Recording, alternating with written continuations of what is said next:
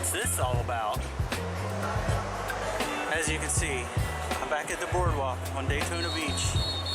It is a beautiful Saturday morning, but it is a hot one.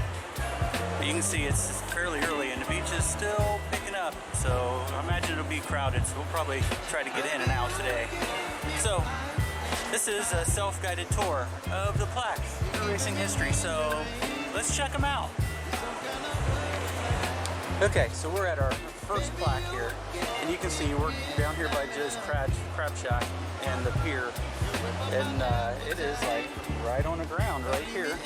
Kind of back up and show you. So you can see the boardwalk goes down that way. So let's kind of look at the first one here.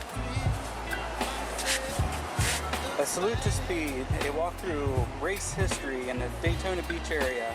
Records, rivalries, heroes, Speed on the beach from 1903 to 1935.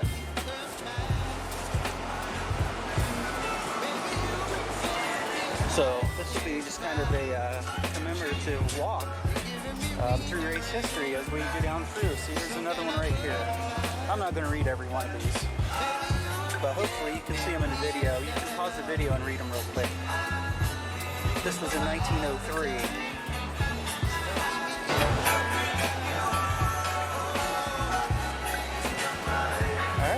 See, these shops are open. There's people out here eating.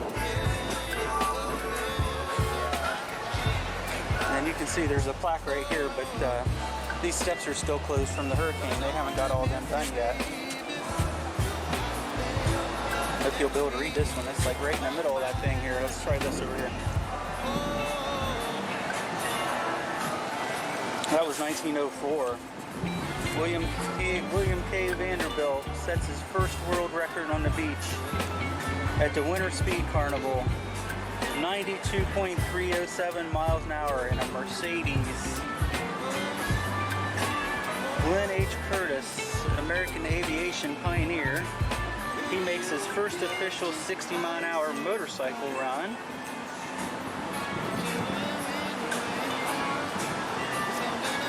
Then it was powered by one of the first American-made twin-cylinder engines. 1904. William J. Hastings sets the record for electric cars of just under a minute. Interesting. Take that, Tesla. All right, 1905. Burning Stars race features 6 cars. Lewis Ross wins a Streamliner Stanley Steamer. The Wolgabug. First beach race fatalities when Frank Crooker and Victor Rao and his mechanic killed in a crash. Man, it's terrible. 1905. That was probably the start of all the safety and helmets and seatbelts and stuff. I imagine 1905, they didn't have much safety equipment. 1905, 100-mile-an-hour barrier on the beach falls to H.L. Bowden at 109 miles an hour in a Mercedes.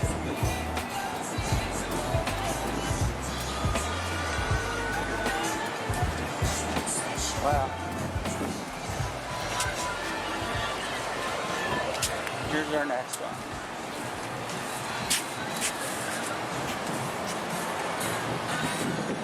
1906, Fred Marriott is competing against French, British, and Italian rivals is the first to break the 2-mile-per-minute barrier with 1-mile speed of 127.6 miles an hour.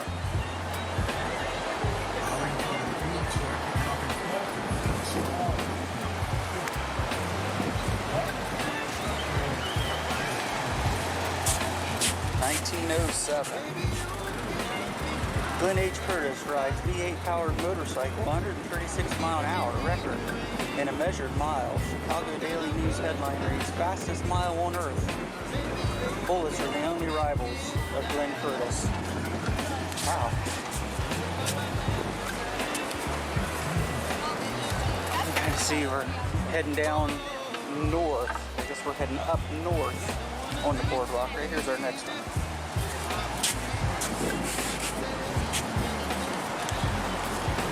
The Twin Garage, America's first gasoline alley, was built on Granada Boulevard in 1904 by Oil and Rail Henry M. Flagler. For the use of racers and wealthy patrons, the building was destroyed by fire in 1976.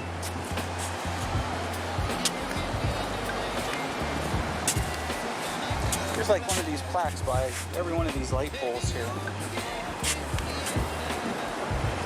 One, 1910. Barney Oldfield, crowned Speed King of the world, drives Lightning Benz 133 mile an hour in measured mile. Describes acceleration as the sensation of riding a rocket through space. Let's go to the next one. 1911. So this Bob Berman celebrated his 27th birthday by running the beach course record of 141.7 miles per hour. He was in Oldfield's former Lightning Benz. But the wind at high speed rips the lenses from his goggles. His record stands until 1919. But he held that for quite a while. What else do we have here?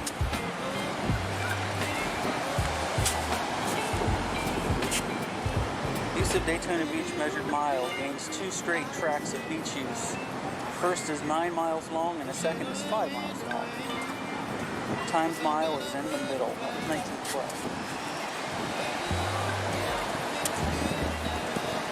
You see the Hilton at the boardwalk there. We're headed towards the clock tower. And there's another ramp to the beach that's not done yet. And here's our next one. 1919, Ralph De Palma, driving champion in hundreds of races, sets new 1 mile record. Driving 905 cubic inch V12 powered Packard on the beach at 149.8 miles an hour. De Palma also sets a world record for distances of 2 to 20 miles and standing mile. His standing mile record of 92 mile an hour is unbroken for 36 years. Way to go, Ralph. Dang.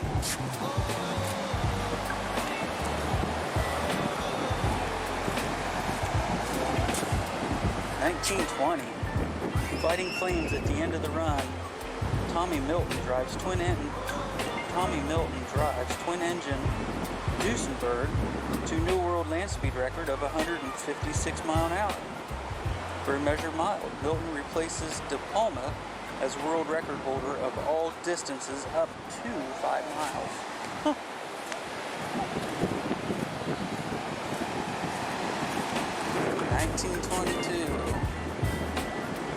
In April, SIG first to break 3 miles per minute barrier with a run of 180 mile an hour. The Wisconsin Special Powered Modified Aircraft engine.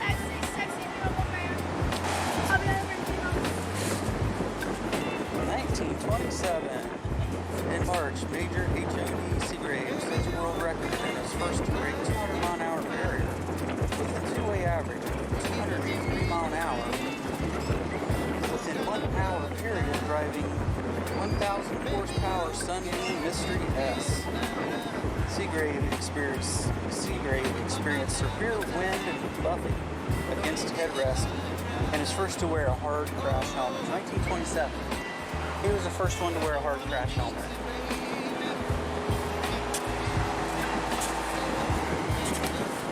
1928, 2 months after crashing into the surf, his innovative 182 cubic inch twin supercharged V16 powered Stutz Blackhawk, Frank Longard returns and runs 198.2 mile an hour on his first attempt.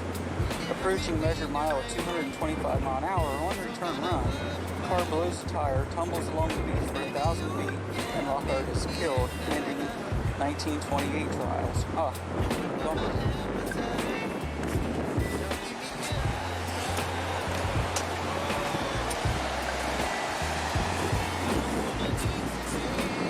1928, greatest beach speed battle in history, involves several top rivals driving radically different vehicles. England's Captain Malcolm Campbell sets world record driving cubic inch 900 horsepower Bluebird at 206 mile an hour. In April, Ray Keach raises the record to 207 miles per hour driving the white triplex with 2 engines behind the driver and 1 in the front, totaling 36 cylinders and over 5,000 cubic inches. Oof.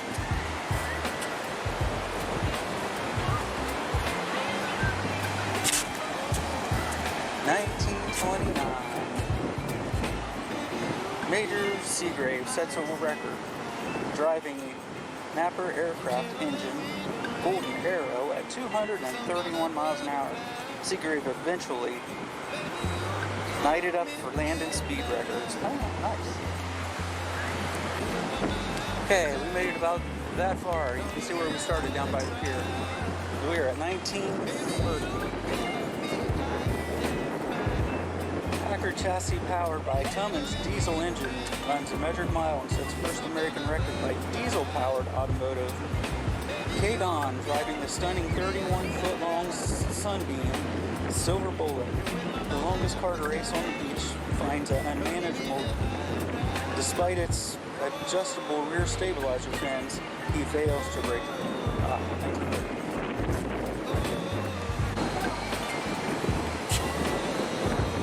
1931.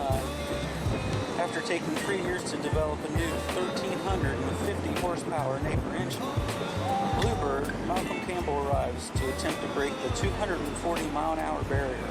In February, he sets the 1 mile record at 245.7 miles an hour. Jesse Cummins is the first to break the 100 mile an hour barrier for a diesel-powered automotive. 1931. Diesel fans, 100 mile an hour.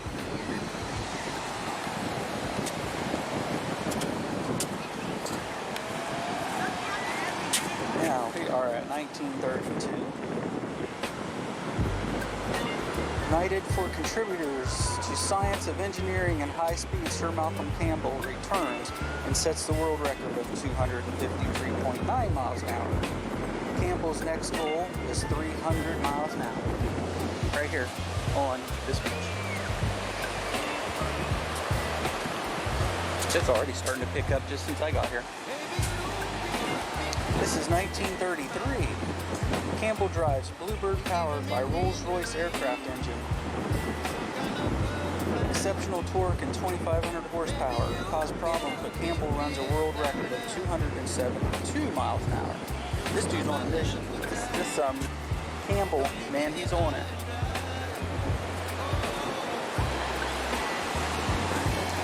$1935. In March, Campbell returns and breaks the 300 mile an hour barrier with a speed of 330 mile an hour on the first leg of the two-way run. High winds on the second run hold the world record at 276.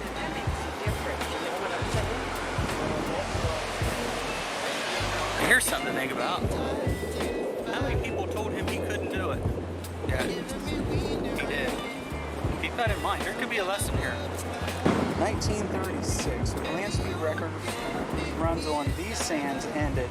A new type of speed event began here. When stock cars raced on a 3.2 mile beach road course, 27 starters ran south on the paved road on A1A north on the beach. Struggling through a turn at each end, the race stopped shortly before its scheduled end, as the north turn was completely cluttered with disabled stock cars. So 1936, that must have been the first stock car race on the beach that was down by actually the North Turn restaurant. It was just south of here.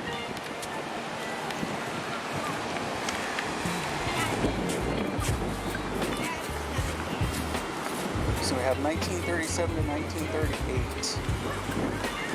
Daytona Beach stock car races on a 3.2 mile road course.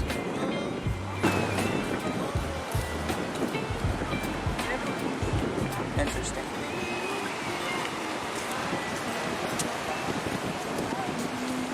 And here's our next one, 1937, 1938. North and south turns of the beach road course improved to minimize rutting. Sig Hogdahl and Bill France secured Elks Club funding for the 1937 race. For 1938, Bill France and Charlie Reese promoted and financed the races. If you guys know anything about the Daytona Speedway, Bill France had a big hand in that. I mean, he's got roads named after him, and he's got his name on all kinds of things as far as stock car racing and even NASCAR. 1939, before first race, the rules changed, allowed higher compression ratios for increased speeds. Third race thrilled spectators with the closest finish yet. Smokey Purser overcame September 1938 disqualification for his first official win, beating Bill France by 50 feet. Sorry, Bill, 50 feet.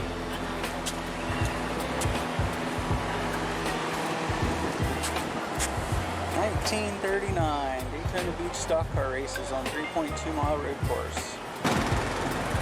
First, Sam Rice, 39 Mercury, and second, Bill France. Third, Joe Littlejohn, July 4th. First was Stuart Joyce in the 32 Ford. Second was Smokey Purser, and third was Bill Tanner. And September 4th, 102 miles. First, Smokey Purser in a 39 Mercury, and second was Bill France, and third was Stuart Joyce.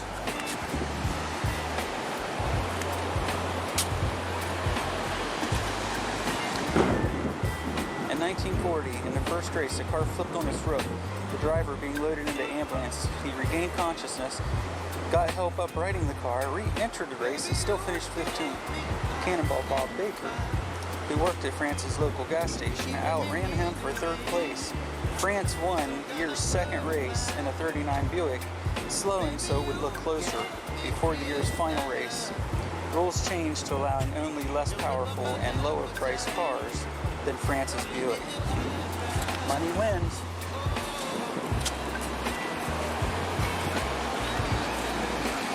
And here we are, 1940.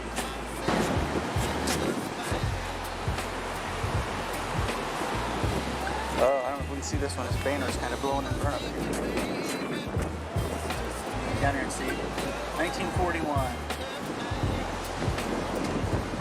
Give me a second to read that. You can pause it.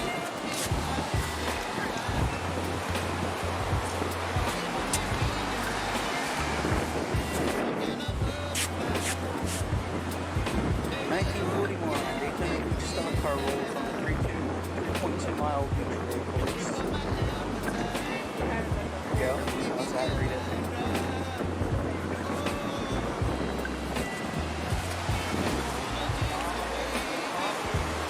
There's the clock tower.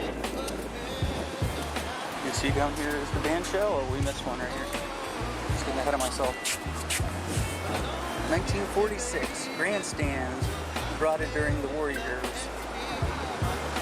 Rented circus bleachers to use at the first post-war race.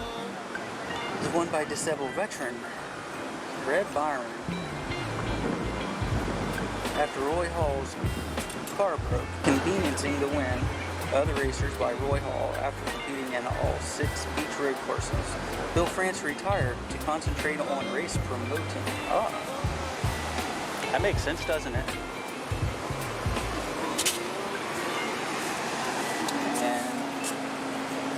1946, Daytona Beach stock car races, and then that has Red Byron won, and Little John second, and Ed King third. Alright, let's go down here.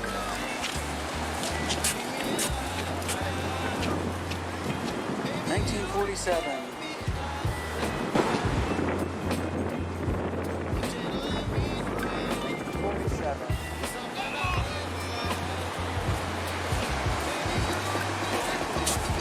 Got here. 1947 Daytona Beach stock car races on road course. So this has the winners again. January 26th, Red Byron won again in his 39 Ford. Second was Lewis Pickett, and third was Lee Morgan. That's the clock tower. And right here's the next one. 1948 Daytona Beach stock car races on a 2.2-mile road course. Byron Ford again, February 15th. That 39 Ford's got to have some miles on it, doesn't it?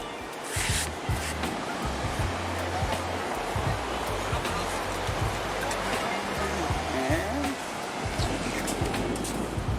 1949 Ponce Inlet course, lengthened to 4.3 miles. January race with 75 starters won by a local driver mechanic, Marshall T. Switched to a new car, strictly stock rules for July. Red Byron drove a winning 1949 Olds, wrenched by Red Dog. 3 women raced. Ethel Mobley finished 11th, Sarah Christian 18th, and Louise Smith 20th, after the spectators helped upright her flipped car. Cool, it's 1949. 3 women raced in that race.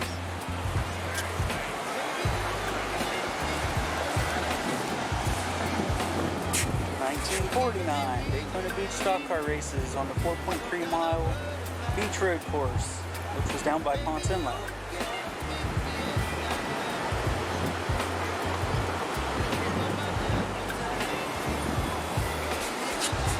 And you can see here's another where the steps at, and they're still not there. Still a work in progress. Alright, so here we are. 1950 Daytona Beach stock car races on the 4.17 mile beach road course.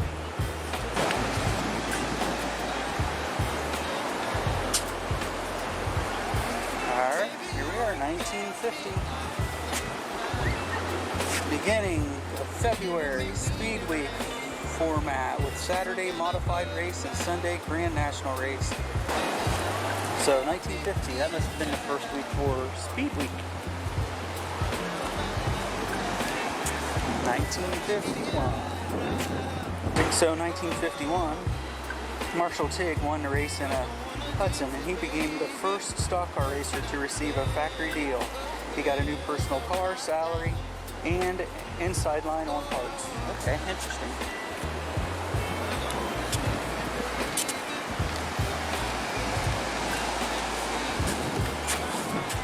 (1951)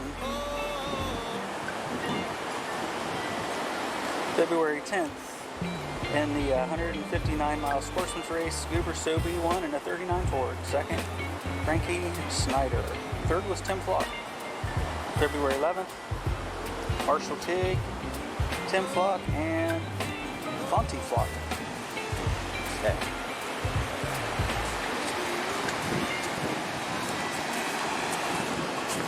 (1952) Sportsman Parts, formerly Sportsman's. Ran in the same race with modifieds. Modified Sportsman race had 118 starting drivers, with the first finish in modified.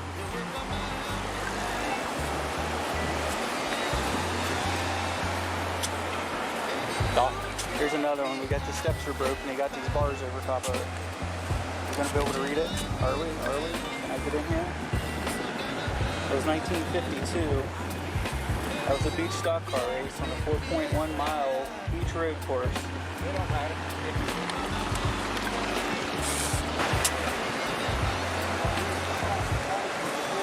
We're at 1953. It is the 1953 Daytona Beach stock car races.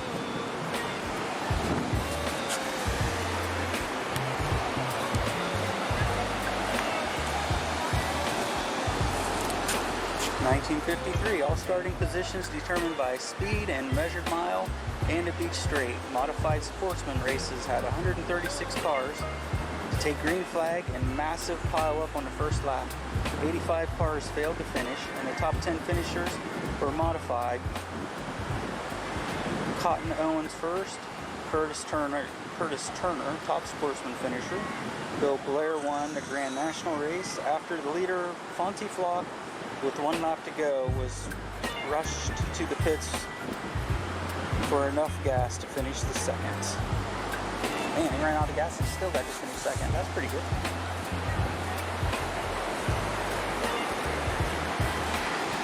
(1954) Rejecting 1953 bid to move speedway races to Palm Beach County, Bill France recognized crowd problems at the Beach Road course and promoted local officers to plan a permanent 2.5-mile speedway on Daytona Beach mainland. Public authority formed to get speedway financed and built and asked France to continue February races on the beach until the new speedway was built. 1954 Daytona Beach stock car races on the quarter-mile beach road course. Alright, good. What do we have here? 1954 Speed Week triple header. Top 50 finishers in Friday's sportsman race would run with modifies on Saturday when 104 cars started. Dick Kaufman, first stock car racer, fatality on the beach. Sunday's Grand National race saw Lee Petty declared winner after Tim Flock, who finished 1.5 minutes ahead of Petty, was disqualified for carburetor modification. Wow. If you ain't cheating, you ain't trying. Okay, that's racing. 1955. Big incentive money offered to the winner if running fish carburetor. Speedy Thompson claims money winning sportsman's race by 2.5 minutes. And the Fireball Roberts disqualified for altered push rod. You ain't cheating, you ain't trying. Okay, that looks like that's the end of the plaques. That's the last ones, and then they must have went to running on the new speedway. So you can see this is pretty much ending close to the band shell, and we're like right in front of the Hyde Park Steakhouse. So we're going to go right here behind these bushes, and there's some plaques and some things there, so let's go. Alright, so let's walk up through here. Alright, this is the elephant in the room. This is the first thing we see, so let's check this out. That's nice.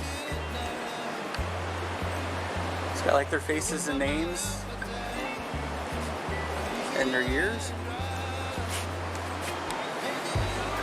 Hopefully you can read that.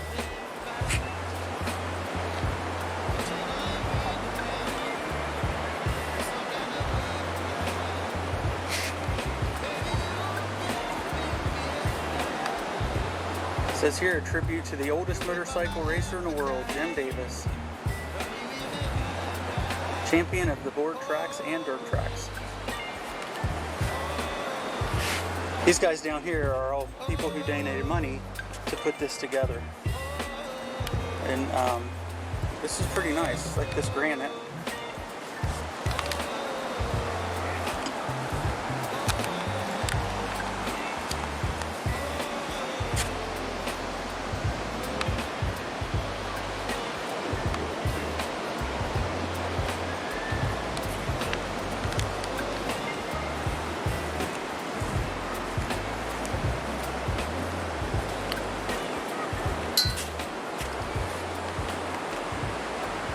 Daytona 200. This monument was presented to the city of Daytona Beach by the people and the companies listed below to preserve the memories of the motorcycle racing on this beach and South Atlantic Avenue, 9 miles south of this point, which would be like Ponce Inlet area. If you're not familiar, you look at Google and see Ponce Inlet south of here.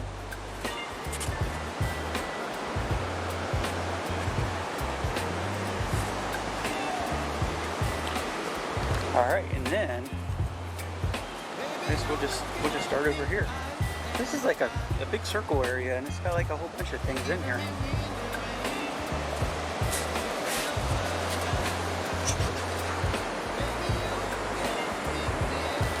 There's just kind of no way you could go through every one of these and see them all, so I'm just going to kind of run through here.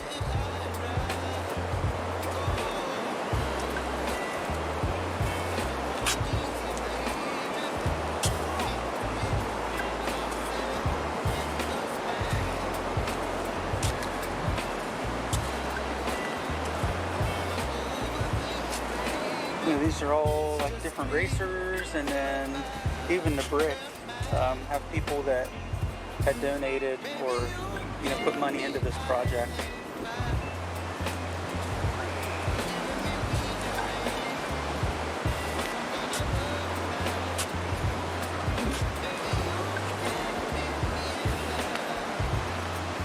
Which it is kind of nice, preserving history. I think that's one of the reasons why I'm kind of doing this.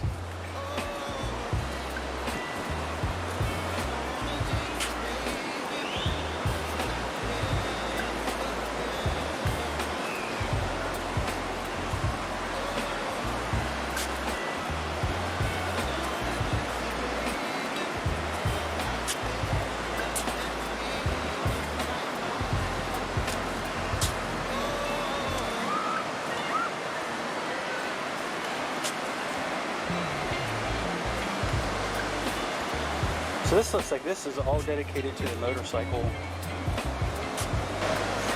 I'd say it's definitely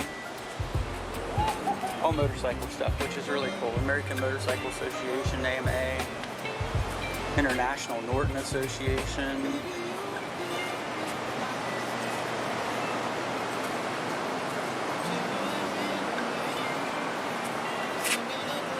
North American Motocross. And the fans in the stands.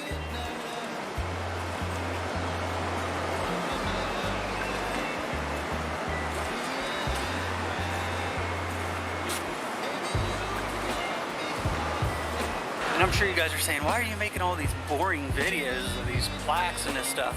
Well, it's probably everything that I'm kind of doing on the boardwalk is, with the storms coming in and with changes in time, and we're going to call it progress with future projects and things.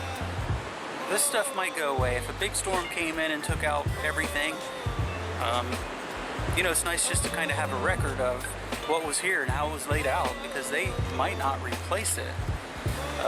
So it would be hard to replace it all. This is part of history, so I just kind of wanted to document that it was here and what it said, what it was for, and that way it'll continue to always give a little bit of tribute no matter what progression does with time. So anyway, thanks for joining me on this long lengthy video, and I'll see you in the next video.